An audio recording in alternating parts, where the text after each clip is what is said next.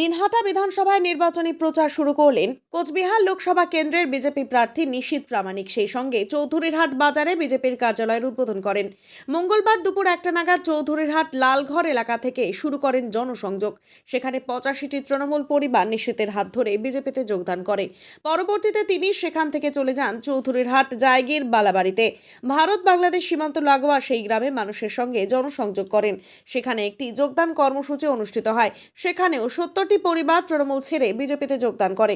পরবর্তীতে চৌধুরীরহাট শ্রী রামকৃষ্ণ আশ্রমে এসে পুজো দেন এবং আশ্রমের মহারাজ স্বামী শিবানন্দের সঙ্গে দেখা করেন। সেখানকার হস্টেলে থাকা বাচ্চাদের সঙ্গে কথা বলেন। চৌধুরীরহাট বাজারে জনসংযোগ করে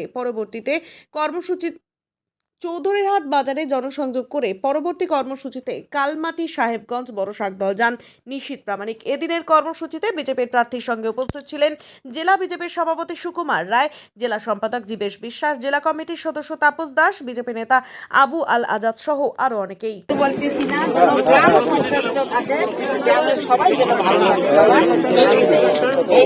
पीछे चलिए, थोड़ा पीछे चलिए तो भैया भैया थोड़ा सा पीछे थोड़ा पीछे चलिए, थोड़ा पीछे